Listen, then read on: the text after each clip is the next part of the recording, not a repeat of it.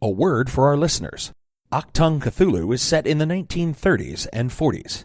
We will be using terms and sayings from those times, including some that could be considered offensive. It is not our intention to offend. We merely wish to offer as accurate a view of the time period as possible. Welcome to Masks of Nyarlathotep, a Nerds Domain gaming podcast. Join us each week as our investigators uncover the corruption of the mythos in World War II. Starring George Chimples, Phil Durham, Rob Walker, Jestin Kimmett, Shirley Nedzwicki, and Scott Troiano, with Matt Quiet running the table as the keeper. Eldritch evils and crazed Nazi cultists await you just beyond this music. Hi, everybody, and welcome back to the Nerds Domain Presents Masks of Nyarlathotep. I'm Matt, and I'm here with Jesse. Hi. Rob. Having a great time. George. Greetings and salutations. Johnny, coming back to the podcast. Hello. And Phil. Hello. Should you be monitoring us? Nah, that's for champs. I'm the chumps. Oh, hey, hold on. We're off to a great start today here at the Nerds Domain. Yeah. So, going how I remember it. Yep. Real quick before we get started into the discussion we're going to have, I want to remind everybody we have other podcasts. You can find those over at nerdsdom.com. You can also find those by going to Libsyn and checking them out there or on iTunes. But we've got the Nerds Domain podcast, There Are Four Lights, and Go Fund This. They're all fantastic podcasts. They're all going to be relaunching in one way or another in the next between when we're recording now and the end of August. So, Are you on Google Play yet? yes, we're already on Google Play. Okay. Yeah, so check those out. Those are going to be We're in fantastic. iTunes, We are, He said iTunes. Stitcher, yes. Anything else? SoundCloud? Google Reader. We are not on SoundCloud because SoundCloud has only got 75 days left before they shut down. No joke. Sad. I had a lot of good stuff. It does make me sad, but I have podcast thoughts on that, and I will leave those for another Where time. are all the SoundCloud rappers going to go to? They're going to Bandcamp. rain down on you. Band. That's They what used- happens when a cloud breaks apart. It used to be rains down. MySpace. All right, so, I like your beard, George. yeah, George is sporting a very. Dude, you're like 4 steps away from full You're like hipster. I've You're been out so digging close. in the I know. forest for 6 weeks kind of beard. I now sound totally different from when I started this podcast when I didn't have a beard, and listeners will definitely be able to tell the difference yeah. in I the don't- tone of my voice. I don't know if it's current Will Wheaton, but it's a very Will Wheaton. That makes me want to Shut up, Wesley. That makes me want to die. And that was the last time we saw George's beard. I'm out. So this week we're not going to get into a game this time. You're actually getting this as a bonus episode outside of our normal play. The Nerds Domain Presents Masks of Nyarlathotep just hit 4 years on July 22nd. You're getting this probably sometime early August, right before Gen Con. Sorry about that. We tried to get this done right. So, Johnny, you're back to kind of talk about the first 4 years of Nerds Domain Presents the Masks of Nyarlathotep. You picked a wonderful, Indeed. easily name to say. You know, I like it. So what? Oh, you podcast leaned is- back over to say something, I No, thought. I So was, I, what I was podcast expecting are a you question. on, Rob? Psych. It's the massive I would point out that what? that's not Nerdsdom.com. That's not Matt's fault. That's H.P. Lovecraft's fault. You know, you've got Nyarlathotep, Azathoth. Cthulhu is arguably the easiest. Yeah. Yog-Sothoth is you've both the never key and the heard gate. it? None of these are fun to shut say. up. Unless you've Niggeroth? never heard it, and then you're trying to pronounce Yeah. Cthulhu. Oh, yeah. What did you just say, Phil? Try that one. Shub Niggeroth? That's right. That's a good Oh, sounding yeah, one. that's I'm a- sorry, By what was noted that? racist. The Can you- black goat of the woods. Thank you, Lovecraft. You are certainly... Can you say that again? And yet it is Yeah. Matt's fault because he chose to use that title, whereas some people in the group said, hey, maybe we shouldn't just name it exactly that and come up with a better title. Especially We're since we now only moved on to Is his that dad's recorded? mega I campaign. kind of want to hear it. I kind of want to hear What? that discussion. No, that is I not doubt recorded. it. It was Oh. it's probably an email I could forward to you. Oh, that'd be great. You It's even just have possible. to explain who Nyarlathotep is to Lovecraft fans. Yeah. Wait, what kind of Lovecraft fans are these that Right. don't know who Nyarlathotep is? Well, As a very I- casual one, yeah. Before this, I would consider myself a Lovecraft fan and didn't know the name. So I could have named Did 5 other you- gods and never heard of Nyarlathotep. Really? Yeah. He's like one of the most prominent ones. He's never featured in a Fantasy Flight Yeah, game. but- Come on now. yeah. I'm sorry. got Yes, it. he is. He is featured in all of the Arkham stuff. He's one of the stock. Isn't he one of the stock gods in Yeah. Arkham Horror? Yep. Yeah. And the dice one that I can't think of the Elder name Signs? of. Thank you. And the Well, other one. Now you're I ruining own my Elder joke. Signs It made me now. sad. Yeah. Well, I'm You're making gonna- me sad, and I feel sad. Yes, I won. Some of us like Lovecraft before the games came out, though. Oh, We'll we got know a Lovecraft. The night has come to an end when all of Wait, us you are loved sad. Lovecraft. You're a Lovecraft hipster who loved Lovecraft before the games came out, but you did not know Nyarlathotep. Justin, you were not alive before the games came out. The first game was published in '86. I was alive before that. Okay, that's true. Yeah, I'm old. You weren't old enough to have. Yeah, aren't never you mind. older than No, me? Never mind. I was going to say he's not old enough to have read them, but he watched Watership think Down he's over and over and over again as a child. Approximately. Oh, mine was Gremlins. Oh, yeah, Gremlins was a good one. Gremlins is not Oh, then you must be appropriate for older than I am. children. Yeah, no, it is. and I saw it when I was little. I saw like Aliens when I was 8. We went 8 or 9. Yeah. We went and saw Gremlins at the theater when they were replaying it, and like this lady brought her 2 young children. I'm like, oh, this is not going to go well. It's a I watched great Gremlins film. a lot as a child, and then when I watched it again as an adult, I was like, "This is not child appropriate."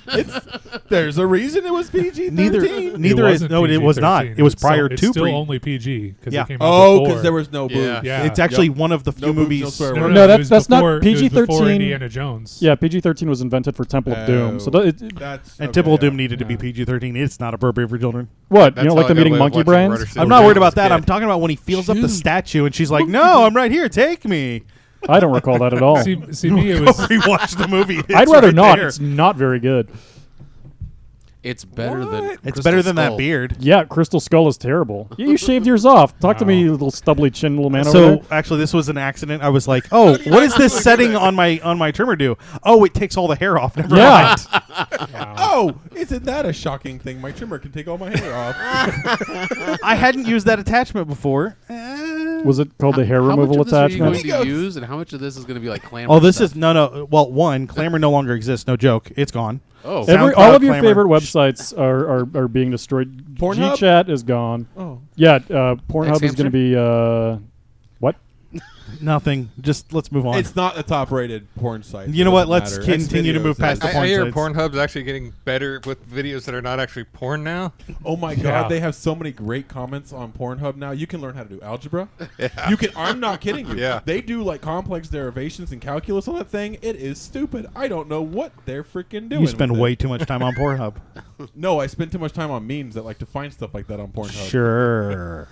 I watch a lot of porn. I won't denounce that. Denounce it? Deny or denounce? Deny. Either Okay. works. Either works Denounce out. works. He's not denouncing it. Okay. So I think it's whatever. Okay, so back to the point of this conversation here. What was that again? it had a point. So Nyarlathotep's a hard word to say. We got it. That so was the segue. George, as the only person that's been here every game, I don't know if that's true. that's at this table currently. Well, like in the main run, none of the side quests. Yeah. I don't Okay. count the side quests. yeah, I'm not counting the side quests because those are purposely built to not Okay. have the. You're at the table. You're the only person that's made every single game, And he's worn pajamas. and you've worn Every time. pajamas. I've done that. No, I mean Every as time? as the character. Oh, I see. Well, I've done that too because Welt gave everybody that- pajamas. That's right. I forgot. You did give out pajamas as a gift. What a weird gift. They're silk. Have you not met George? He's a weird guy. Yeah, well, we like a his great weirdness. guy. His- I'd like to point out that character who gave it everyone pajamas is now all of our bosses. That's Yeah, true. it's true. It's So fair. He's probably one of the saner people. Do I have Yeah. silk pajamas now? Probably. become friends with him, and you might be gifted a pair. So George, tell us kind of like I approached you. We knew each other, but not super well. No, the thing is that this actually tracks weirdly with. I guess I moved to Indiana 5 years ago, roughly, and we started. I met you pretty. It was around Gen Con because it was some major spoilers people. Yeah. Which I was writing for the website at the time, and so they'd come into town, think you were talking to them. I think you were just starting to think about starting up Nerdsdom. I don't know if you'd actually recorded anything yet, had you? No, we hadn't recorded anything at that point. It would be 6 months after that we started Yeah, recording. and so you're like, I'd been in town for just a couple of weeks, and I was just hanging out with them because, I'd never been to Gen Con before, and so we met through there. You invited me to kind of start doing this. It's pretty cool. And then for me, this is the longest running game I've ever been a player in, longest running characters I've ever had in any games, all that kind of stuff. Right. Most of the campaigns that I played previously were in college, so they'd kind of break apart after a couple months. People would get busy, or when the summer came around, it would just kind of devolve. And all the longer ones would just, at most, it was the length of a school year. So yeah. What was your experience prior to this with Call of Cthulhu, the game? I hadn't played any of it. I did like Lovecraft a lot and had read a lot of stuff, and I like horror as a genre, generally speaking. So I played a lot of Arkham Horror, but not any Call of Cthulhu. At that point, most of my gaming was either D&D, then White Wolf stuff like Exalted, things like that.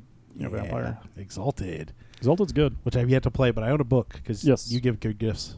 Yeah. Not just pajamas. We should try it at some point. It's we good. really should. Oh, there's a new edition out now. That's what I hear. Johnny, as the person I've known longest at this table. Indeed. I don't think that you were part of Nerds Domain, just period. Like we started this up together, so obviously you were going to be on it. You and Jesse and Shirley. Yeah. I don't even remember approaching you other than saying, "Hey, we should do this thing." Your experience with Critical Hit, that's the word I'm looking for, led you to a bunch of other actual plays. What? Yeah, you're fine. What's the difference? We can't pick it up now, so if you turn away, it's perfect. What's been your experience with those versus what you did here at the table, and what do you think those other actual plays influenced what you did? Sure, yeah, I would definitely say they influenced what I did. We started off thinking about quality and presentation. Not to say that the others didn't, right? Because definitely Critical Hit had that from the get-go. Because Steven Schleicher, that was his thing, broadcasting. Yeah. But other shows. The one that got me super excited to do an actual play was Fandible. I probably talked about them a whole lot on the Nerds Domain podcast. But between the two, like they started out, they were just like, we're going to try this, we're going to figure it out. And so, I learned a lot of the don't do this from listening to that. And they've gotten a lot better, and they're great. Not to diss them, because I still listen to them all the time. But yeah, like, the acting or the character beats that I was driving towards definitely informed by other podcasts that did actual plays. Okay. Is this the only Call of Cthulhu actual play that you've had any experience with? Like, have you listened to any other Call of Cthulhu? Well, there's a let's see, what do they switched to Openly Gamer Theater. Okay. GAYMER. Okay. Theater. They run a they don't call it an actual play, but it's a dramatized podcast where they play the game. They do roll the dice, and you'll occasionally hear them discussing it, but then they go back and dramatize their actual or parts of their down moments where the dice aren't as important, and you'll hear they'll put it on like a radio play. Okay. A little more in depth than we do. Yeah. They're focused more on the story instead of just the role playing story as well. Yeah, I don't know a whole lot about their procedures. I didn't get the chance to meet them like I had hoped a couple years ago, but it sounds like they play and record a regular game for themselves and then go back and punch up the dialogue and edit things down a bunch. Yeah, I've listened to a couple of the dramatized role plays. I don't know. I guess that's what they call them. But I don't like them because I like the game itself. Sure. So that's not my cup of tea, but I can see where it's more like a radio play. Yeah, and I mean, I like the story. The stories they tell are good. So really, it did throw me off at first to not get all the mechanics and the dice rolls. Yeah. And the raw material that they're producing, but the final product is still very good. If you don't mind missing a little bit of that part of the actual play. before we go to Jesse, because I was going to touch on some of your experience as well, we are missing, unfortunately, 3 people tonight. Shirley is not feeling the greatest and is actually resting up for our marathon session of recording after this. But she's here in the building, just not at the table. And then we're missing, unfortunately, missing Scott and Jason. They were both really busy and they couldn't make it tonight. So, unfortunately, they aren't here either. However, Scott is no longer with us. Scott is no longer with the podcast now. It's so sad. Jason is actually in the bushes over there outside the window casting spells at us. That's probably the truth. He was, insisting that it's for the good of the party. Yeah, don't worry about it. You don't need your foot. It's for the good of the party. Yeah. Jesse, you, I would say, of the people at the table, have the widest experience with role-playing game, with weird stuff in general. Just, yeah. I see how it is. Jesse, I hate to tell you this. You're the weirdo at the table. Which is saying something. Jesse the wild card. Yeah. What were your experiences like coming into this? Like, what were you expecting? What didn't happen that you were thinking? I wasn't expecting a lot. I am Yes. I am not a fan of live plays or let's plays or action plays or whatever you guys want to call them. This for some reason I tried listening to it before, and I can listen to them now a lot better than I could have before. Also, when you said it's a campaign based on Call of Cthulhu, I thought, well, this is going to be short. 4 years, you're wrong. 4 years, you're wrong. But yeah, I've always loved Cthulhu. I grew up on the Reanimator. You are also shows. the player with the most characters. Yeah. Yeah. They tend to die. Yeah. You're on 5 right now. Yeah. I mean, Rob's on 3. He's only been in 1 season. I used to have a history of killing my fellow players. As a paladin. As anything I happen to play. For the greater good of the party. I was a bit of a jerk. So when I came into this, I thought, I'm going to turn over a new leaf. And come to find out, I should have just murdered a person a long time ago. I should have just trusted my instinct. A character, yes, a character. Well, no, because let me butt in here, because one of the first games, I think we did a test run. I don't know if it was recorded, but we did a Call of Cthulhu one-shot. Yeah, it was you, me, and Shirley and Johnny, I think. I don't think Jesse made it. Or no, Jesse did Jesse make it. was, because the way it ended was, I recall, I think my character and his had made it to the very end. I think everyone else had died or been incapacitated or gone insane or whatever. When we were killed in that warehouse by the... Yeah. We weren't all killed in that warehouse. Well, exactly. And so... Some of us swam for it and died in the water, yeah. Yeah. No, and then there was a choice, like, at the end, like, you can do one of 2 things, and I remember my character went in the water where I got eaten by, like, deep ones or something, and then Jesse's was the only one, because he just, like, looked across the fire, was like, nope, I'm just booking, and ran off. And I'd been warned that Jesse was going to betray and kill all of us, and he didn't actually do that, but he did by kind of omission... Well, he drove survive, yeah. He set up a getaway car. Yeah, no, it wasn't betrayal. No, it wasn't out betrayal, but it was. And so going into the actual like start of the campaign, well, I mean, he didn't pull a Rob. Yeah, or Jason is what he used to be called. Like Jason's character was ginning up a lot about how you were going to betray us because you, I think, had the most kind of occult knowledge leading up to it, or most open about it. Well, and his character Botticello was. I've been listening to the old stuff. Botticello, Jesse came in heavy. I'm going to murder everyone that's not Catholic. Yeah, he talked about heretics and stuff, but he never was aggressive towards members of the party, as I recall. Until he punched Jason's character for good reason. Jason's character, who was actively trying to get him killed, like, all the time, and eventually allowed him to die. So I just think that's funny that, like, you came with this reputation, like, that's how I was introduced to you as a player, was that he's the guy who's going to kill you. You know, and split off from the party and do whatever. And it's interesting just the way it turned out with Botticello. And I'm really fighting those urges. They kick up every now and then, but... Yeah. Well, the good news is your character that you're currently playing, you're bringing back Augustus, right? Yeah. He is a professor, correct? Yeah. Okay, so he will betray us. No, he is not a professor. I thought he had a PhD. He's an antiquarian. He's an antiquarian, yes. Where does he work? For himself. Yeah, I don't have a job. I'm rich. Okay. Do you have a PhD?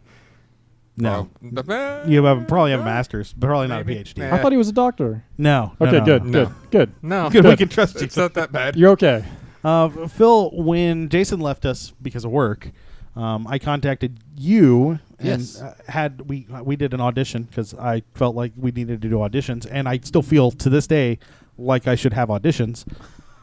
So because of me. No, because you proved me right. Like makes sense to sit somebody down, run them through the game. Especially you hadn't played Call of Cthulhu before, I don't think. Correct. For the side quest, I had not played Call of Cthulhu. And giving you a chance to see how terrible it goes, it really informs you on what kind of game you want to play. Right. Yeah. No. I hadn't played Call of Cthulhu before, and while I was aware of Lovecraft and had a rudimentary understanding of kind of what that was, I actually knew very little about it, and it's only been through playing the game and a growing interest from playing this game that I've really gotten into that. Excellent. And we may see something in the future from that, hopefully. Maybe. Hopefully, yes. Maybe. There are thoughts percolating and actions being taken towards excellent more Cthulhu with me. And then we brought Robin to play a character that he then abandoned quickly because it wasn't his play style. And then he played another character who turned on the party. That was more my play style. I like Ooh, spoiler alert. For those of you who have not listened, actually, this is a spoiler if it didn't make it. No, because we recorded an episode of explanation. Yeah. Go listen to the character creation. We'll go through it. Oh, that's gonna go posted before this. That'll go before this. There'll be a bonus episode probably. Was that the after. character that wavered when it was trying to help us fight off the Nazis, or? Yeah, something along those lines. And then everyone, after the game, kept calling me a Nazi sympathizer, and I thought that was a bunch of malarkey because that wasn't what he was doing. And then he sympathized with the Nazis. Then he joined the literal Nazi party. No, I joined the cult. They're part of the Nazi party. That's not my interest. The interest, well, damn it, see what I'm saying? Look. See, the Nazis, it's like, well, they're not that bad. I'll just align adjacent to them and be in their power structure and wear the armband and salute Hitler and be a Nazi. Come on now. So you were a part of the organization that the Nazis were probably afraid of. No, they're part of the Nazi structure. That's what I'm saying. No, he's part of the group that Hitler personally sponsors. The Thule Society. Not the No. He's being lifted up by the Nazis, but he doesn't want to be affiliated with them. Anyways, ask your question. Let's go. I don't even know that I had a question. You role played quite a bit before, though. Yeah, I'd done some stuff before this. And you are a gamer by nature, more video game minded than I tend to focus on the video games. It's not because I don't like the tabletops or the other stuff. It's just set up and tear down is my big gig. So yeah, for this, it's character creation, all that gets really in depth, and then you got to have the players that stay with it. And I get a lot of players because I run Numenera. Yeah, and I get a lot of players that they like to fall off. They get busy, and then you can't really run it together as a group, right? Yeah. Or they miss out on a big chunk because I like to really drive a narrative. The action parts, that's not what's enjoyable to me. The narrative, the puzzle solving, the working through the situations and problems. So that's what gravitated me to Call of Cthulhu, is that it's really more about the mystery and when the there narrative. is action, it's more of a puzzle of how do we survive this, because it could go really bad. Right. Unless I can throw them into the fire and then I'll let them go. Wait, what do you mean it can go really bad? Does it just does. always go really bad? There are unpublished episodes where I got thrashed by a werewolf and died, and then there's other episodes where I should have died and I didn't. Yeah. Because of the grace of the GM. I don't think we've had a combat that went well. No. So? Oh no, I take no. We have. Which one? Are you going to tell me about the one where you jumped in and broke your ankle? No, I'm going to talk about the one where Burn fighting the chair was fantastic. We're fighting with the chair, not fighting a chair. With one hit point left, he fought off that. Yeah, that was great. Two skilled swordsmen. Yeah, and then the window got you. The window got me. The analog to that was then when we rescued Burn, and it was Jason's character just hot rodding around blasting people with double-fisted sawed-off shotguns, and we had a literal army at our backs and an eye coming through the sky. We handled that one, I think, fairly well and got off relatively easy. I don't think too many people got messed up. That is fair. Died in that one. A lot of 40 guys died in that one. Yeah, but also none of it was you. NPCs died in that one. No, that was the NPCs. In this season, I flew a magical airplane and strafed a Nazi castle, and I thought that was pretty cool. I guess but and then I ejected, and that was dope. That one wasn't super actiony, but we've had combats where somebody got clawed once and died. Jesse. Well, what I'm saying is these are the ones that went well. These are the good ones. Yeah. So 2 out of 4 years, 2 combats out of 4. 2.5. As I tell all new Call of Cthulhu players, don't get into combat. No, you shouldn't. Or don't fall in love with your character. That's also an equitably good point. Be ready with someone in the backup. Jesse was so ready with another character that he made another backup character and then wasn't sure which one to play.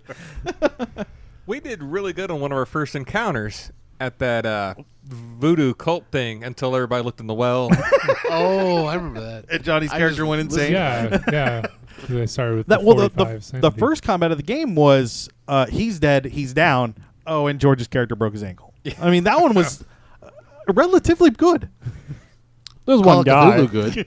It was two guys. You guys. But that also laid the seed that Botticello is insane and must die. So in a certain metaphysical sense, it did create a fracture of the team that was never fully resolved and would have long-lasting effects in the way that the professor became paranoid and then was like, and now I must sell out everyone constantly and learn demon magic. I hate to tell you this. So that's my fault now. No, that was going to happen regardless. Yeah. You can't stop a river, bud. That's just not going to happen.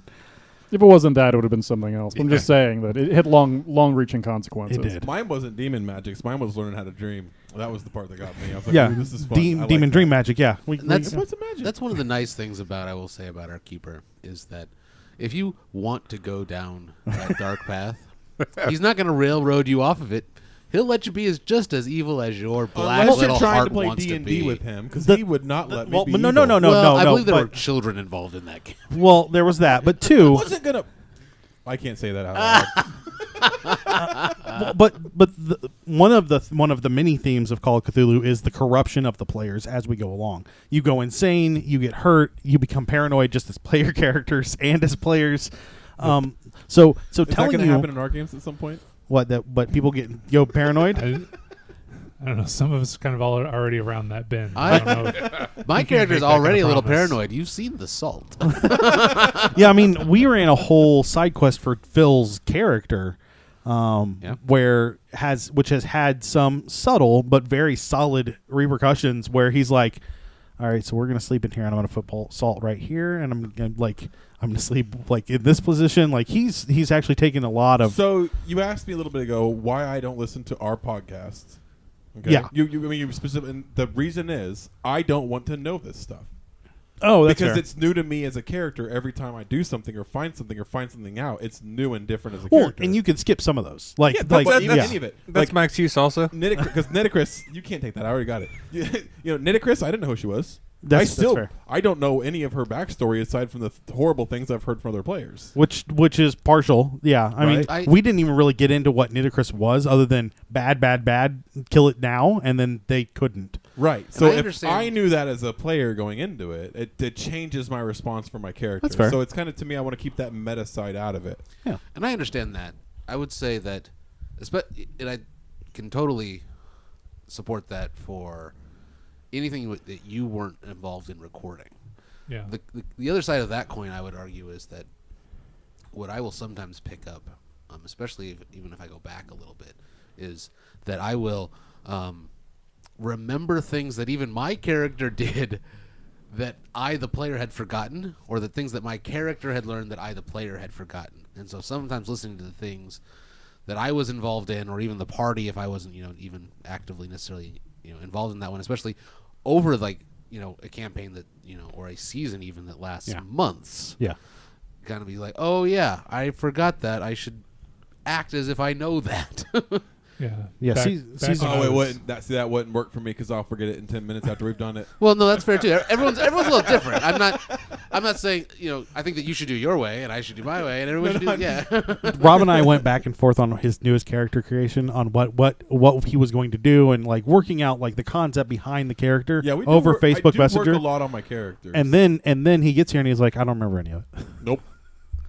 It's like, did I say that? I don't remember saying that.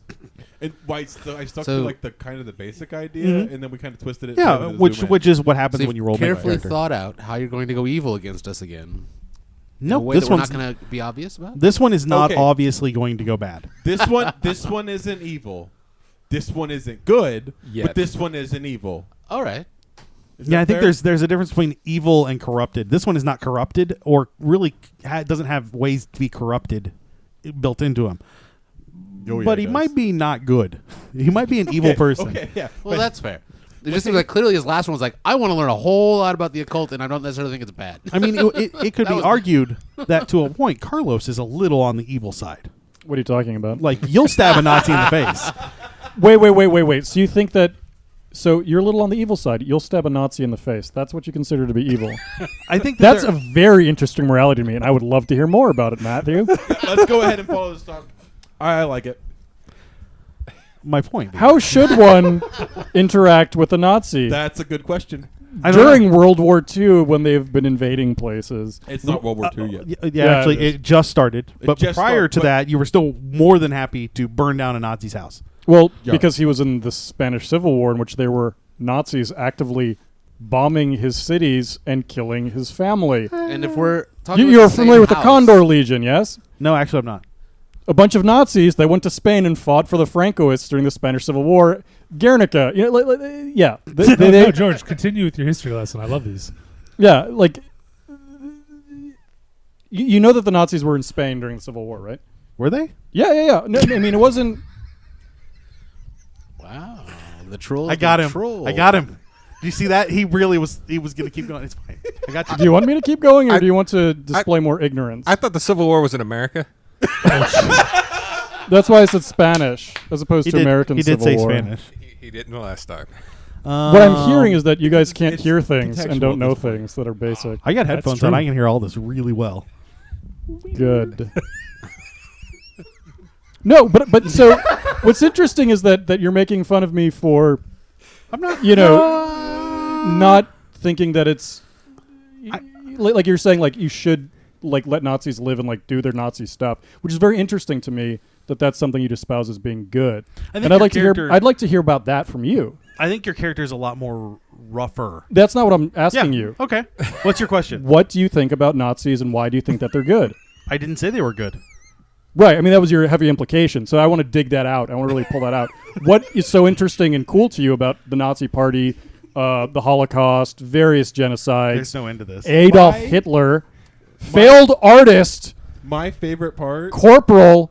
My favorite part is like you straight went into Carlos. Like you are like embodying Carlos. A good character should be...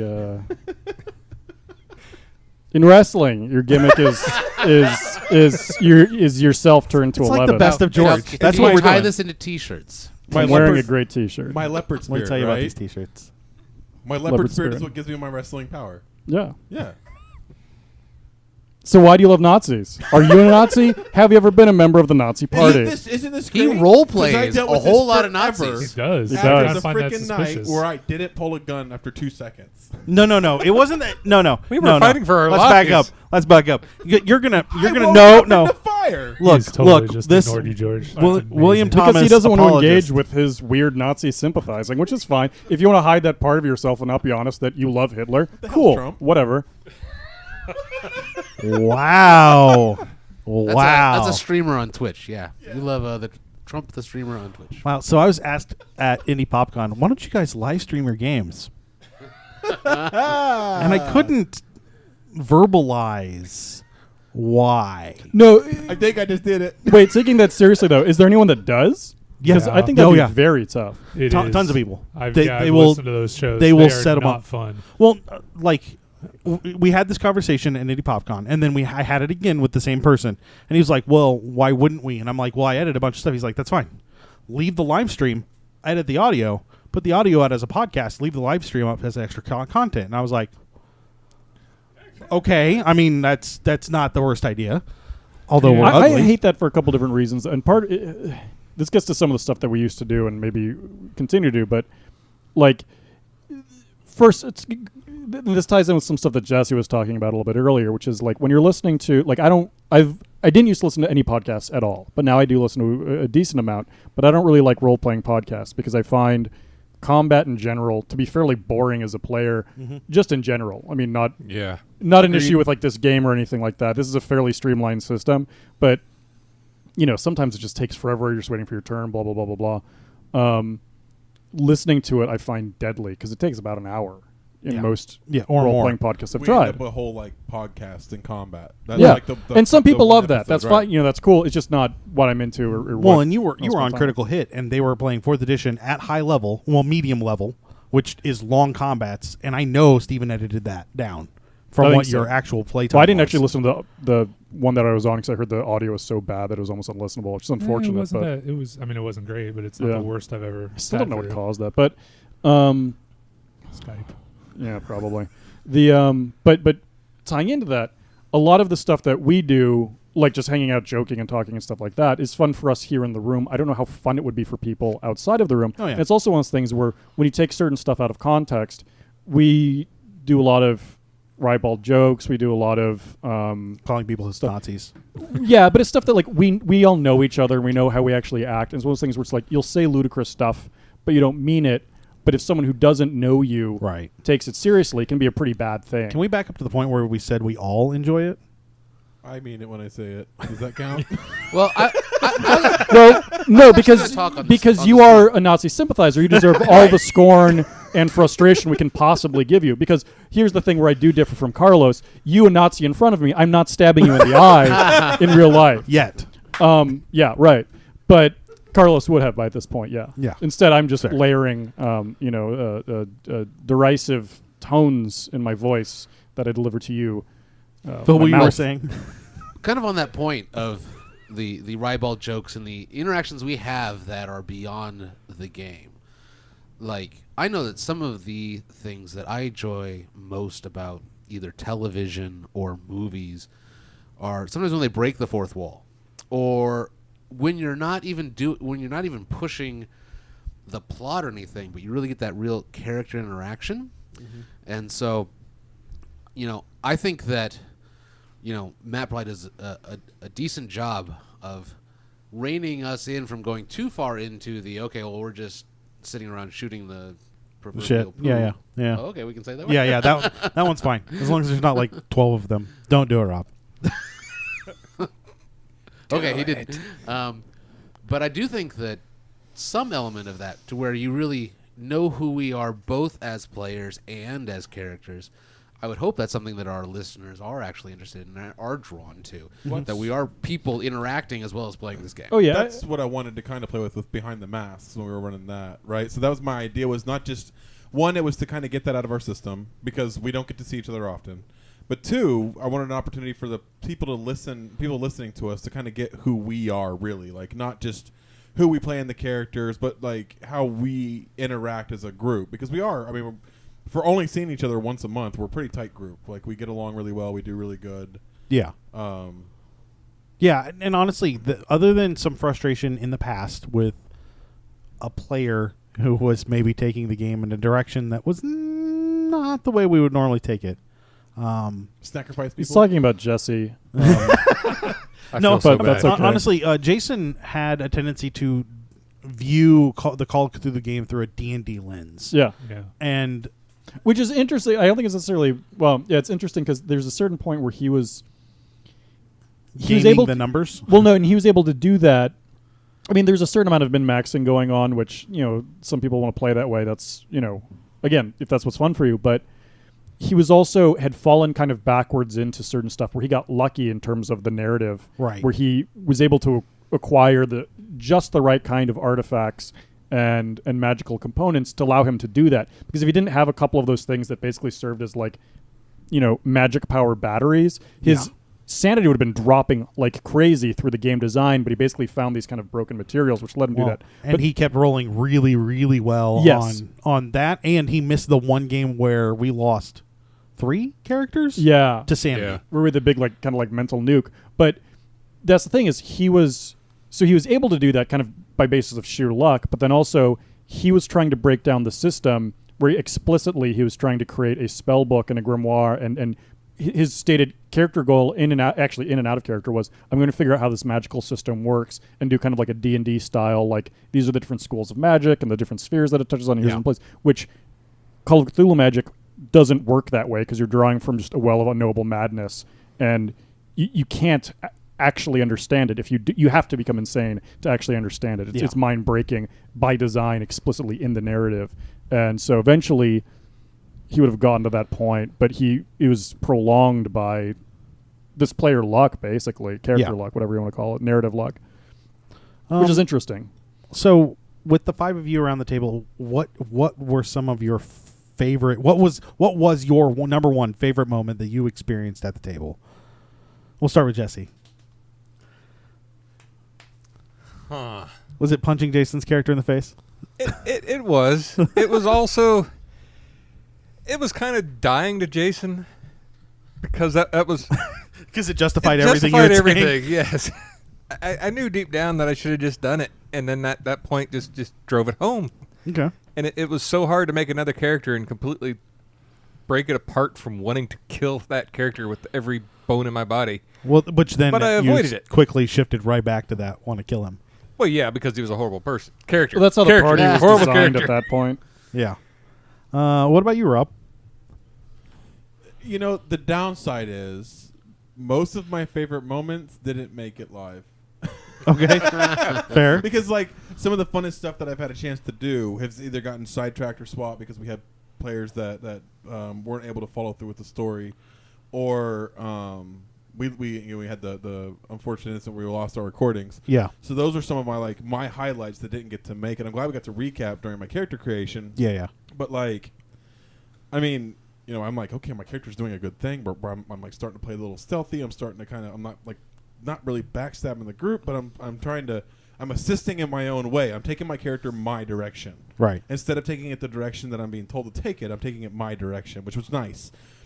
And it backfired on me, but I didn't care because but I don't, because it was good for it to backfire because it teaches me more about the game and it teaches me more about the world and how my GM's going to respond to me.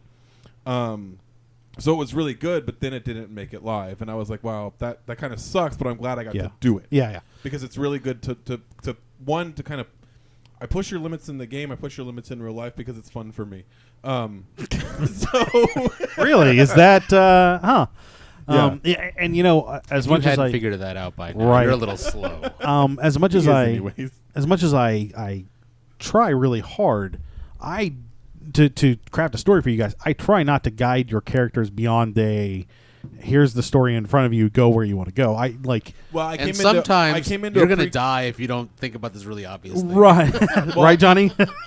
I came into a pre-constructed character, right? Because I was filling a role that needed fill. Right. Because we'd only known each other for a short time when I... That's true. Right. Yeah. So, you know, I was pulled into a character that was already defined for me. I didn't create the character, really. I didn't have anything to do with them. I was just kind of, here's your character, give him a name, roll with him. So it wasn't my own... And a gravelly voice. Right, and a gravelly voice. Which disappeared pretty quick. Because you told me to stop using it. It gets rough. I wouldn't have cared. Commit to the cause or don't commit at all, for Pete's sake. Who's Pete? Yeah, we should make a character named Pete Singh. There's an Adventures you can watch on the shows. It's the Adventures of Pete and his brother Pete. Mm-hmm. Okay. Yeah. George, what about you? Your favorite moment jumping off of fire escapes and so. Well, I was in the first game, so I hope that wouldn't be my favorite moment. That'd be a bad sign. Peaking in high school. All downhill from here. Right.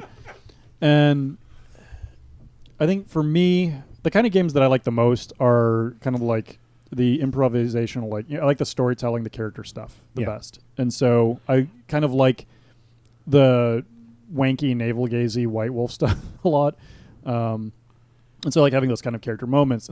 And also when you're dealing with horror, I think thematically a lot of horror is kind of metaphorically about like working through trauma. And that's why like all of my characters start out being fairly emotionally scarred by something or other. Or start out as fairly broken individuals. And whether they're able to fix that or not, or whether it's even possible to, is I think something that's fun to explore. But there's a weird character beat that I don't even remember exactly what the context for it was, but it was when we were doing the werewolf adventure in England. And it was weird because Weld had been kind of, the way the campaign started out, before we actually hit the table, he was the linchpin that a lot of the characters were drawn from, drawing them together. But because he was kind of different for the time, became kind of like jokey and weird, not in a bad way, but I mean, he was like outlandish and strange to a lot of people. And so I think he'd been kind of supposed to be kind of like the leader. In a certain sense, he was kind of leading certain parts of the adventure, but he was also too weird to be kind of like the leader role, to be the face, because he was just, I think that's what he was supposed to be. We'd kind of conceptualized him as, and that didn't work once we hit the table. And immediately people were like, "Oh, pajamas! That's what he's wearing." Boom. But it was great. That's the fun of role playing.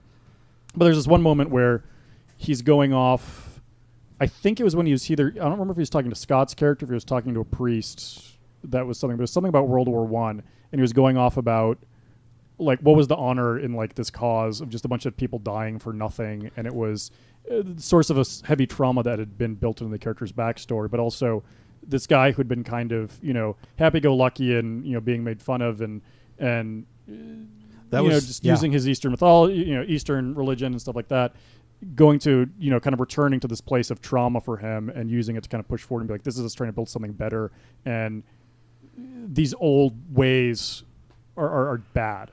Yeah. Carlos is kind of reliving in that kind of idea in a certain different aspect, I guess. But that's the stuff that I like the best. Yeah, I do remember that because you were sitting at the table at the Lord's house, at Sir Vane's house, and he essentially he had said something about honor and protecting protecting the honor of his family, and you went off. Yeah, and it was a very American moment in Britain, which was fantastic. Really worked well for that scene. Yeah, and so that was probably the tops for me. And then also flying around a fighter plane and strafing a German castle with weird Atlantean crystal weapons is pretty dope too. So I'll take that. I remember that part. John, pew pew pew pew. So I've got, I guess, 4 moments that I recall from Burns' short life in game. I think he lasted pretty long. Yeah, no, I mean, till he went nuts. Yeah, like 3/4 of the way through that chapter or that line of the campaign. I liked. In retrospect, I was very frustrated at the time. Our very first supernatural encounter that Jesse mentioned with the creature in the well. The dice were not my friend. I could not roll less than an 80 that night for some reason. And even in the skills that I was best at, it wasn't good enough. So, well, also, quick digression here. Had you played Call of Cthulhu before? I mean, like, extensively? Oh, no. In fact, the game that you were talking about was that you joined us with was my second game. The character I had used previously, which is a game we should have recorded. I'm very sad. Matt had a great setup. I got shoved out a window by a telekinetically controlled bed frame. Nice. I survived because the dice left me with 1 hit point above consciousness. Right. And Shirley and I were the only players. That was the night I made you both scream. Yeah. We saw Matt. It's a long story. I'm not going to get into it. Never mind. But Matt nearly made me piss my pants, and I saw it coming. It was fantastic. But because Byrne came into the game with pretty low sanity to begin with, right? Like, yeah, but that was so Shirley and I played a game with Matt just to explore Call of Cthulhu. Then you joined us. I forget, there was other people. It was you, Shirley, George, and Jesse. Yeah. The betrayer. Yeah. So that game where we died in the burning warehouse. I'm wounded. I could have sworn you'd played a lot of Cthulhu. It no, seemed I played Dungeons and Dragons thanks to Matt, and World of Darkness thanks to Matt. Wow, I'm like a pusher. Big Eye Smallmouth thanks to Matt. Holy cow. Yeah. Hey, Johnny, want some drugs? If you were a pusher, you'd get him into GURPS and riffs. No, why would I do that? Because you want to push. You want product? You want products? True. Mechanically painful. Matt got me into that too. There we go. He denies it now, but Big Eye Smallmouth, Big Eye Smallmouth led to GURPS. That's anyway. So that was So I played 2 sessions before in Call of Cthulhu, but I had experience in World of Darkness. Anyway, so the night the first supernatural encounter we had in the basement of the pawn shop or the import-export Juju business. house. Yes, that's it. Yeah. Was and then which resulted in me going back upstairs, like totally broken, but I was given back control of my character. I went back upstairs and just murdered the guy responsible. And I said, like, it was great because everybody was kind of like rejoicing in their defeat of the monster, and not really sure what to do. Like, I don't know, in a panic or in a tizzy because they'd won. And I just kept saying, I walk upstairs, I go find the guy we tied up, I shoot him in the head, and everybody's like, wait, what? You did that? And I was like, yeah. Like, I did that. Like, Matt never asked him for a die roll, but I did that. No, I mean, he's unconscious on the floor, and you put a gun to his head. Right. There's no roll for that. Yeah. Dude's dead. And they're like, wait, why? We wanted to ask him questions. Like, he had nothing left to tell us. Like, we saw everything we needed. So that was fun, but at the time I was really frustrated. And I think if you go back and listen, you can hear it in my voice. I'm just like, I don't care. But in retrospect, it was great. And then the chapter in England, just start to finish, was really great for me personally. I love the werewolf story because we were like, we're gonna fix her, and then we had to kill her, and that was we didn't have to. That's when I should have killed the other party member. Yeah, well, there were mistakes made, but like that was that was a good arc, and then going off alone to assist people I thought were our allies at the time, and were they? I don't remember how that played out. The Banes? We got jumped by the Society of blah blah blah. Whatever. Didn't you go to a library by yourself or something? No, I went to he went their to the archives. storehouse. Yeah, I went yeah. to their archives, and I wasn't by myself. I was with two NPCs.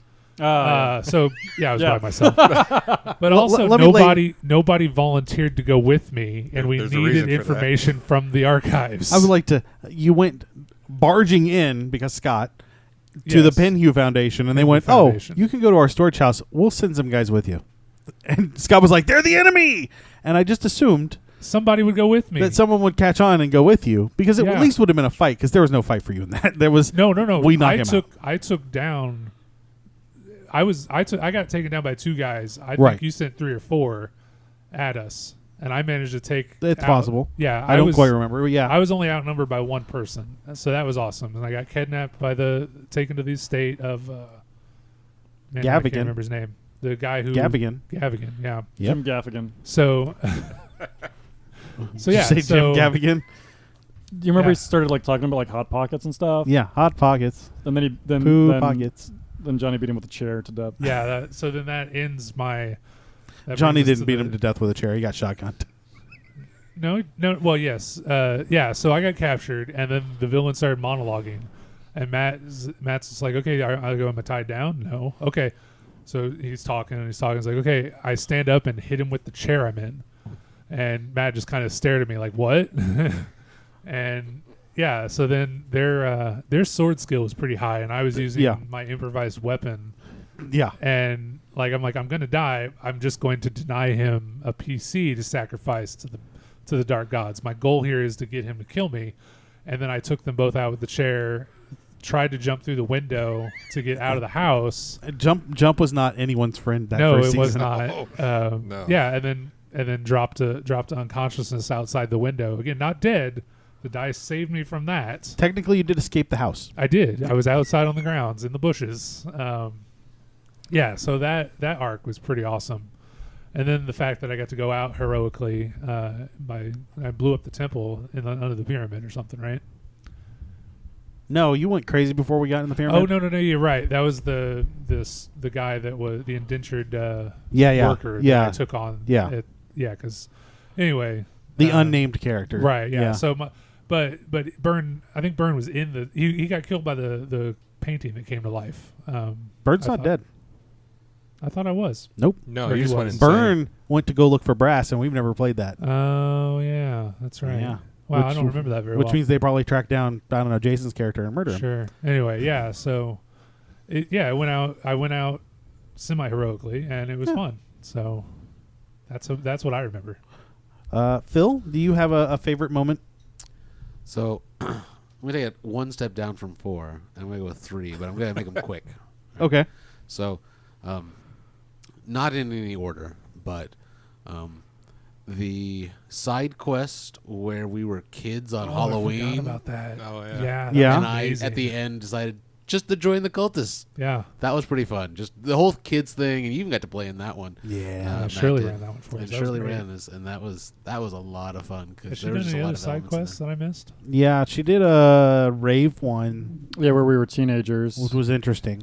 That was also good, but I like the the kid children in the really corn. great. And yeah. Number 2, for me personally, the side quest with my current character. I enjoyed that. Certainly there was a little bit more of a focus on my character since it was a side quest for my background. Yeah. There were other players there playing other characters. And then the last one I wanted to mention was that in the main storyline with my character, there was a brief period of time where Carlos was joining Blake in his visits to the church, and I really kind of thought that was not anything related to the story directly, not anything. It may become important for the characters at some point, but just kind of one more opportunity for the character I'm playing right now to be between the side quest and this one to really kind of get at that character beyond just, well, I'm a machine that of the plot that is fighting things. Okay, right on. Other birthdays, people get cake. Okay, so I want my cake. What do you, as the keeper, think that each of us brings to the table that helps add impact and quality to the Stroke podcast? our egos, Matthew. No, jeez. Give me cake. It's a solid question. We'll talk about that next. So Johnny always brought a different mindset than mine to what the problem was, which is great because when I'm like, okay, I'm going to lay out this problem, I know they're going to solve it this way, and then we'll move on. Okay. And then we never mesh on that. Which is good though when I'm like, here's my storyline, it's all convoluted, and you're like, I just like break down this wall and go past it and fix the whole thing, and I'm like, I'm gonna have to plan a little better next time. But it helped push me to, when I lay down a story, to not railroad anything, because you're just gonna go around my railroad and go to the next stop a different way. So I have to leave it open enough that you guys have room to play, which you've done for decades. Yeah, well, with decades. And like the counterpoint, our short-lived Big Eyes Smallmouth campaign where your involvement in it was short-lived. Yeah. Where I didn't realize the rules were so broken. I think when you were like, I'm going to run Big Eyes Smallmouth D20, I was like, I think the rules on that are broken. And you're like, no, it's working all right. I mean, they're a little wonky at times. I'm like, okay. And then you're like, let's make a character. I'm like, okay. Yeah. So I'm going to break all the rules. Yeah. And I'm going to be really super powerful. And you're like, and charismatic. Well, the rules don't say you can't. Yeah. So I learned a lot from that. But yeah, no, that's a thing between us all the time. Yeah. George brings not just history, which I think is always fantastic, but he brings a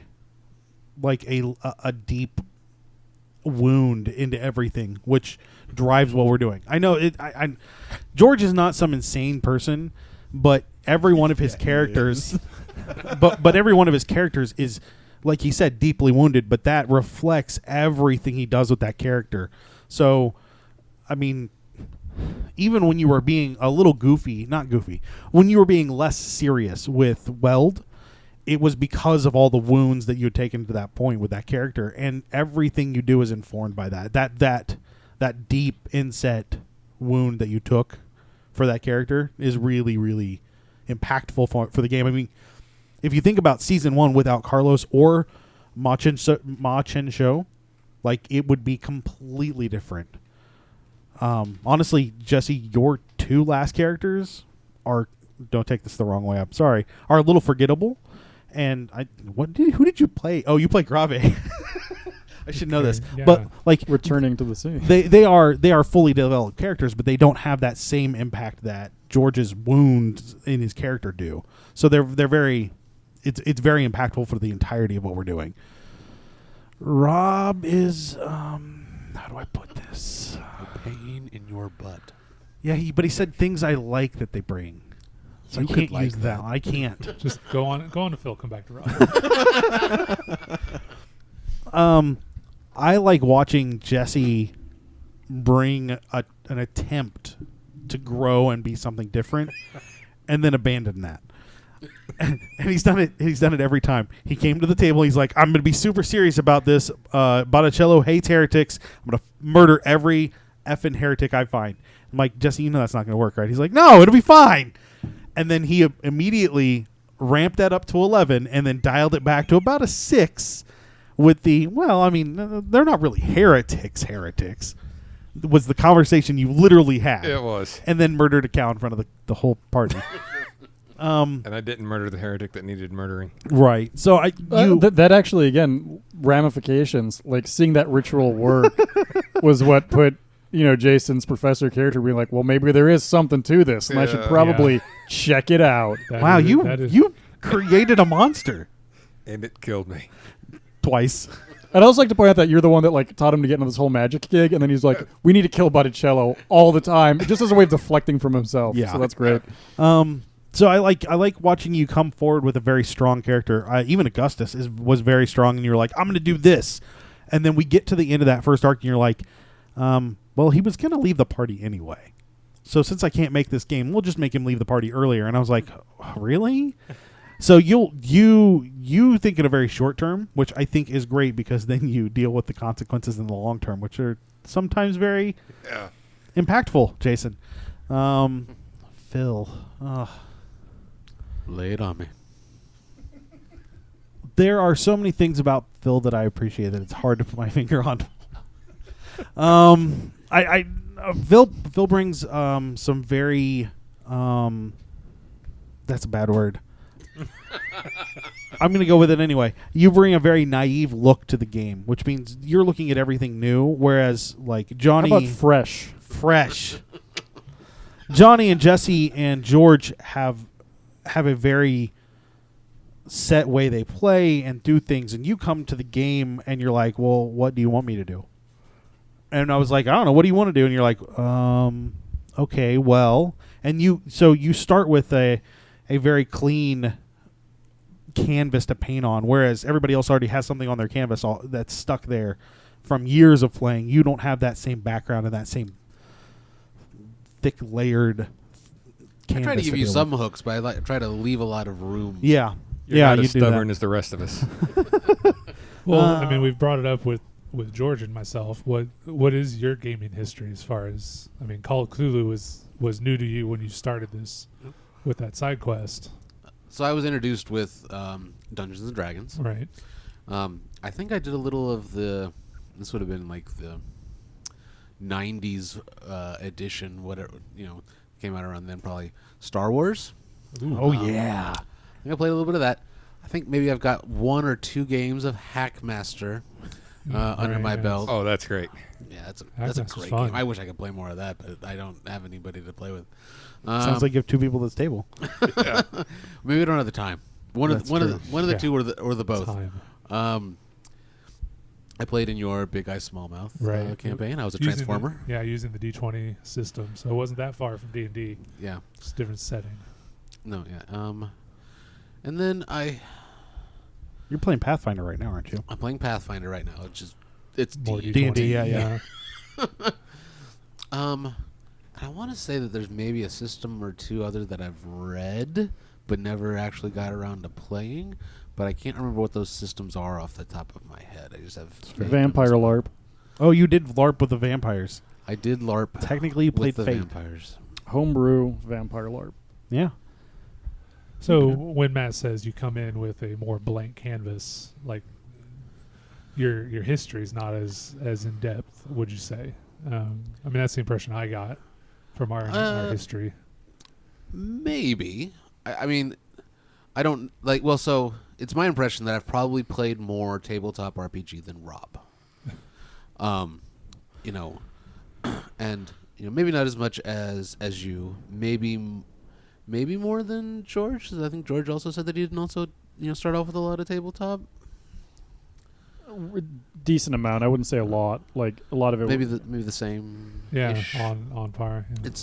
It's more that while maybe it's more that when I create my characters and as I play my characters, I don't want to be like, okay, similar to as I've learned in the few keepering or DM. Well, I haven't had any keeper. Well, no, that's not true because we ran them at Gen Con. The keepering or DMing experience that I have is that if you set a lot of that in stone in advance, then you either have to, if you're being the keeper or the DM, then you end up sort of either having to railroad your players, which isn't fun or good, or you have to just throw away all that you did. And so when I create my characters, it's like, well, okay, I want to set up a few things. Sure. But then I want some flexibility down the road. So I don't think it's going to be any surprise to all my characters that, we've talked about it, that Blake has this connection to this part of the Catholic Church. What? And so while I don't know that that's been leveraged by the keeper a great deal yet, it's something that is there for when and if he chooses to. And there are other things that, like, are now growing into it just based on with the play up to this point that are being incorporated in there. So it's like I've got a few things like I'm this Catholic, so I have all these certain feelings and like this being a part of this Catholic church. I'm like this things about the occult, but then I do somewhat enjoy playing naive characters and going through that learning process with them. Sure. Yeah. Okay. Rob. No, here's the thing that I like about Rob as a player. He had to roll his eyes. No, I'm just going to leave it blank. Oh, that was beautiful. No, I like that when Rob is clearly rolling towards a bad thing that is going to end up badly for his character, Rob does not pump the brakes. Rob pushes down on the accelerator as hard as possible. And he may not let you know that he's pushing down on the accelerator, but it's happening.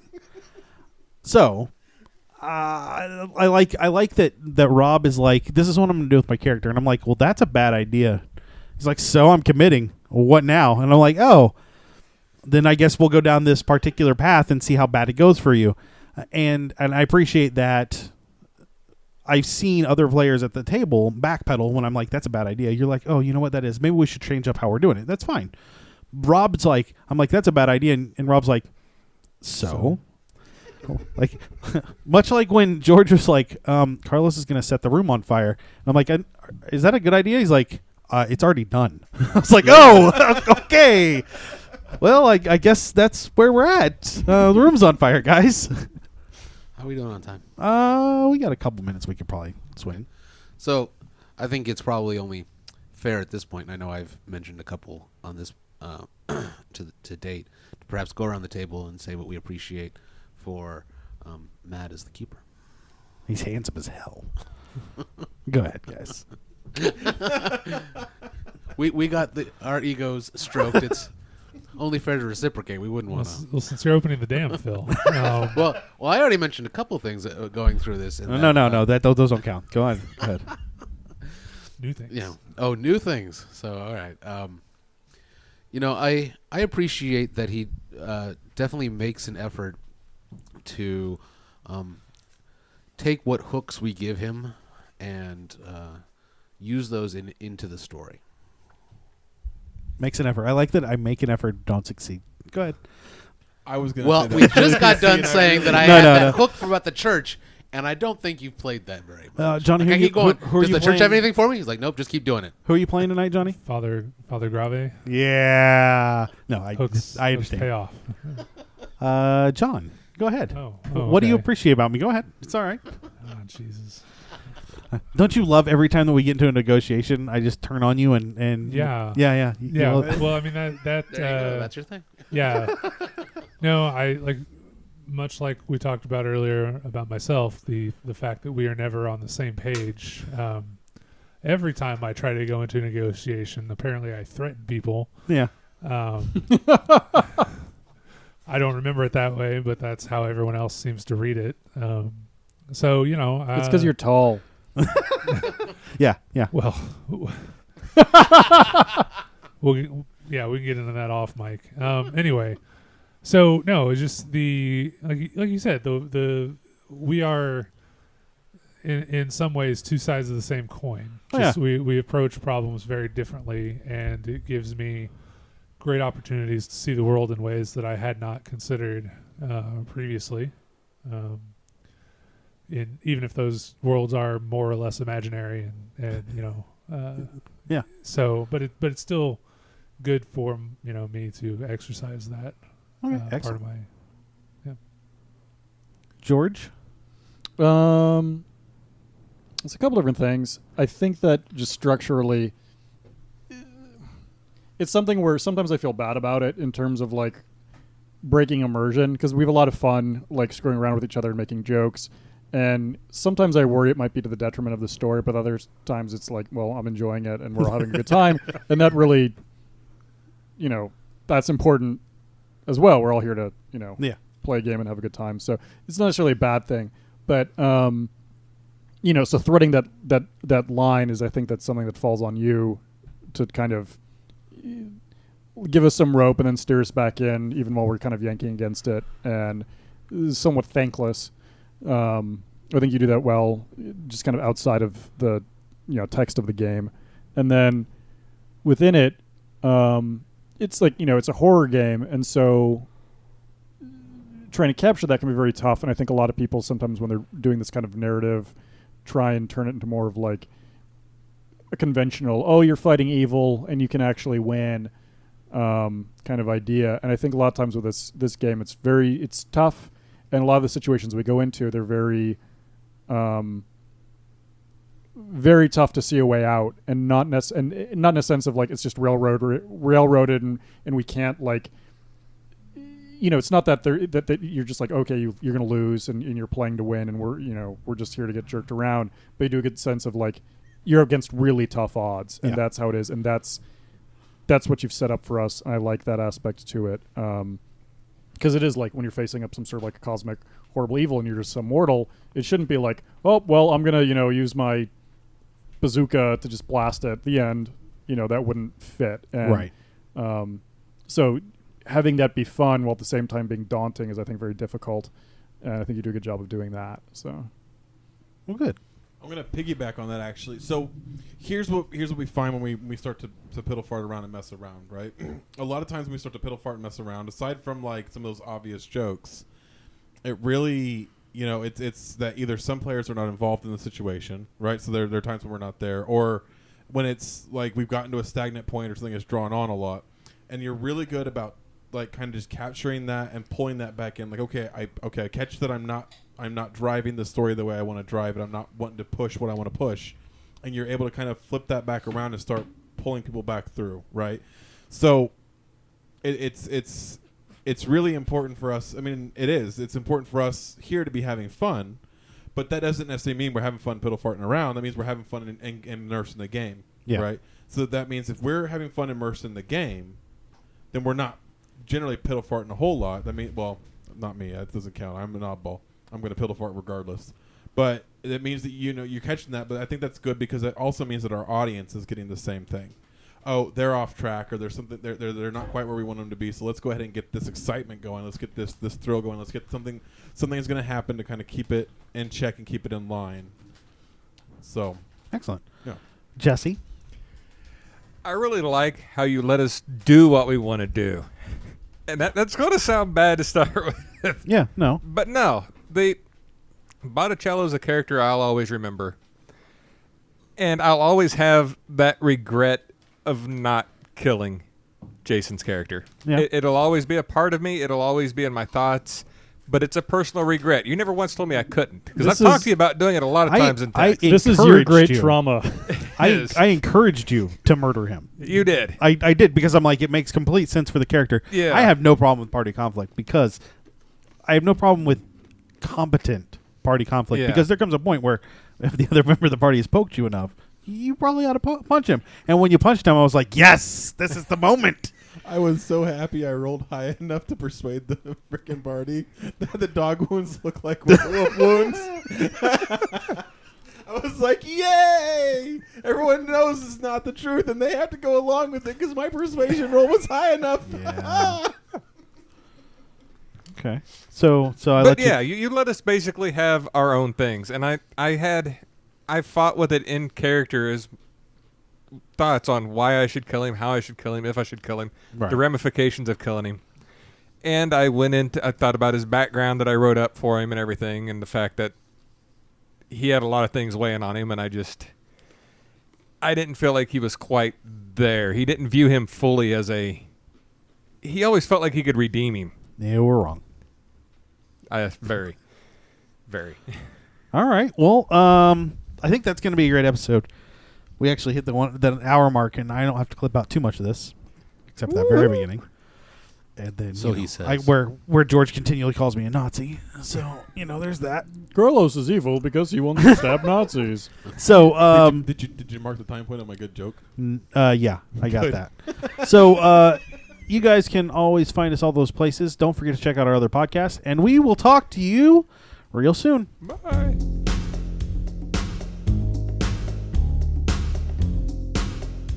And that will do it for us tonight on the Nerds Domain presents Masks of Nyarlathotep. Remember, you can email us at nerdsdomain@gmail.com or find us on facebook.com/nerdsdomain, on Twitter @nerdsdomain, or over at our site nerdsdom.com. Be sure to sign up for the newsletter while you're there. You can head over to iTunes and give us a 5-star rating. We want to thank Josh Schott for our music. Don't forget, you can support us at patreon.com/nerdsdomain. And check out our shirts at slashloot.com.